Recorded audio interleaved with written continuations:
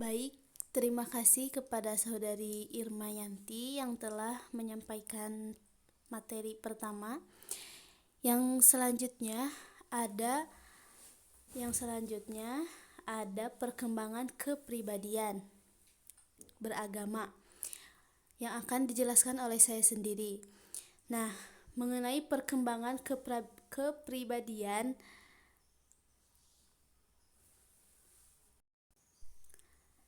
perkembangan kepribadian berarti kemauan diri sendiri untuk menata aspek internal diri atau sikap batin dan aspek perilaku eksternal diri, yaitu cara Anda menampilkan diri atau tampak sisi luar diri di persepsi orang lain. Nah, adapun di sini juga memiliki faktor-faktor yang mempengaruhi perkembangan kepribadian anak gitu ya, sebagai berikut. Yang pertama ada faktor genetik. Nah, yang pertama ada faktor genetik atau pembawaan. Nah, masa dalam kandungan dipandang sebagai saat yang kritis dalam perkembangan kepribadian, sebab tidak hanya sebagai saat pembentukan pola-pola kepribadian, tetapi juga sebagai masa pembentukan kemampuan. Nah, kemampuan yang menentukan jenis penyesuaian individu terhadap kehidupan setelah kelahiran. Nah, yang kedua ada faktor lingkungan. Faktor lingkungan ini dibagi menjadi 3. Yang pertama keluarga, yang kedua faktor kebudayaan, yang ketiga sekolah. Yang pertama keluarga. Keluarga dipandang sebagai penentu utama pembentukan kepribadian anak. Alasannya adalah keluarga merupakan kelompok sosial pertama yang menjadi pusat identifikasi anak. Anak banyak menghabiskan waktunya di lingkungan keluarga dan keluarga merupakan orang yang penting bagi pembentukan kepribadian anak. Di samping itu, keluarga juga dipandang dapat memenuhi kebutuhan manusiawi, terutama bagi pengembangan kepribadiannya dan pengembangan ras manusia. Apabila anak dapat memenuhi kebutuhan-kebutuhan dasarnya, maka anak cenderung berkembang menjadi pribadi yang sehat. Seorang anak yang dibesarkan dalam lingkungan keluarga harmonis dan agamis, maka perkembangan anak tersebut cenderung positif. Begitupun sebaliknya, bila anak dibesarkan dalam lingkungan yang jahat gitu ya, nah maka ya kepribadiannya juga bakal jahat gitu. Yang kedua ada faktor kebudayaan. Kebudayaan suatu masyarakat memberikan pengaruh terhadap setiap warganya, baik yang menyangkut cara berpikir, cara bersikap, ataupun cara berperilaku.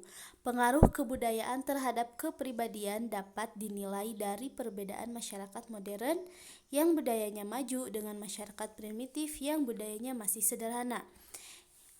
Perbedaan itu tampak dalam gaya hidupnya, seperti dalam cara makan, berpakaian, terus memelihara kesehatan, berinteraksi, dan cara berpikir. Nah, salah seorang yang bernama Linton mengemukakan ada 3 prinsip tipe dasar kepribadian, yaitu catat ya teman-teman. Yang pertama pengalaman awal kehidupan dalam keluarga, yang kedua pola asuh orang tua terhadap anak, dan yang ketiga pengalaman awal kehidupan anak dalam masyarakat. Itu faktor kebudayaan. Yang ketiga ada sekolah. Nah, faktor-faktor yang dipandang berpengaruh dalam pembentukan kepribadian anak diantaranya adalah yang pertama iklim emosional kelas. Ruang kelas dengan ruang guru yang bersikap ramah dan respek terhadap siswa memberikan dampak yang positif bagi perkembangan psikis anak, seperti merasa nyaman, bahagia, mau bekerja sama, termotivasi untuk belajar, dan mau menaati peraturan. Nah, sedangkan ruang kelas dengan guru yang bersikap otoriter dan tidak menghargai siswa berdampak kurang baik bagi anak, seperti merasa tegang, sangat kritis, mudah marah, malas untuk belajar, dan perilaku yang mengganggu ketertiban. Yang selanjutnya ada disiplin. Disiplin yang otoriter cenderung mengembangkan sifat-sifat pribadi siswa yang tegang, cemas, dan antagonistik. Disiplin yang permisif atau cenderung membentuk sifat siswa yang kurang bertanggung jawab, kurang menghargai otoritas, dan egosentris.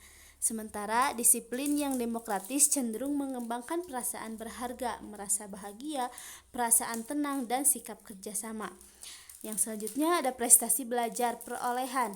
Prestasi belajar atau peringkat kelas dapat mempengaruhi peningkatan harga diri dan sikap percaya diri siswa. Jadi perlu adanya prestasi belajar di sekolah gitu. Yang terakhir ada penerimaan teman sebaya siswa yang diterima oleh teman-temannya.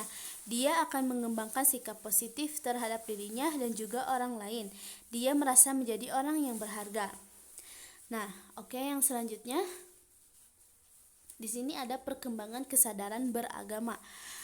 Nah, kesadaran beragama adalah segala perilaku yang dikerjakan oleh seseorang dalam bentuk menekuni, mengingat, merasa, dan melaksanakan ajaran-ajaran agama yang mencakup aspek-aspek afektif, kognitif, dan motorik untuk mengabdikan diri terhadap Tuhan dengan disertai perasaan jiwa tulus dan ikhlas tentunya.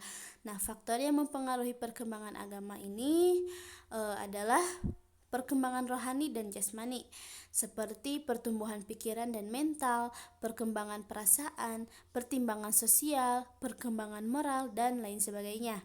Nah, yang pertama, faktor-faktor yang mempengaruhi. Yang pertama ada faktor internal, yang kedua faktor eksternal.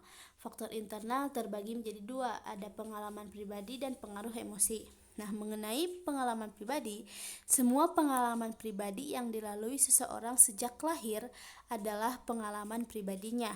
Pengalaman pribadi termasuk pengalaman beragama. Maka dalam pembentukan sikap dan perilaku keagamaan hendaknya ditanamkan sedini mungkin dalam pribadi seseorang, yakni sejak dini dari dalam kandungan.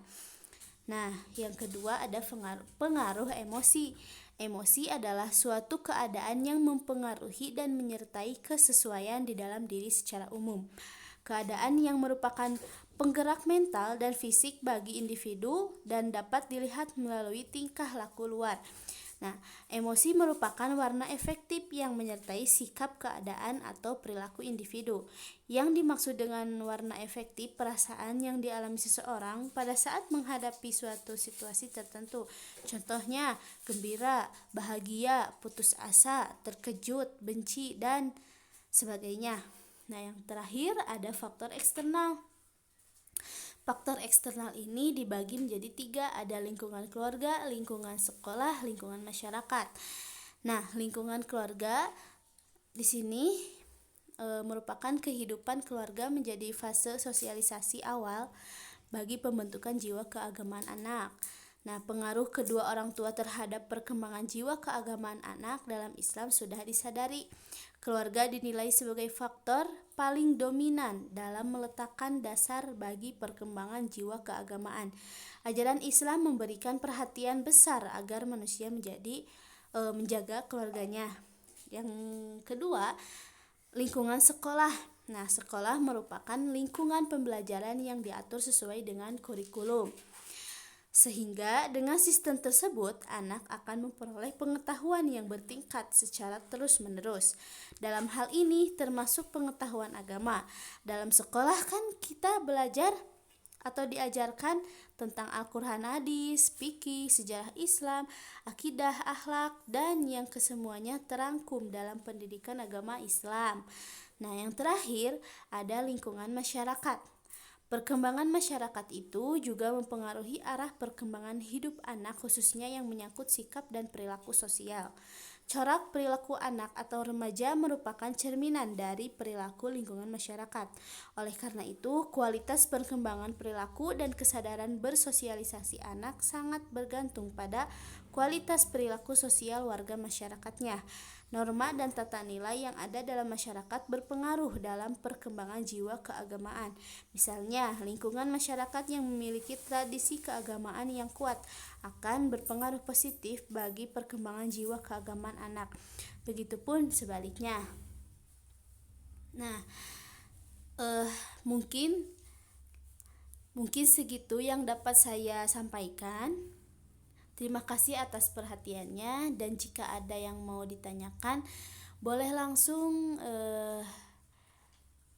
tulis di kolom komentar. ataupun di grup pembelajaran peserta didik.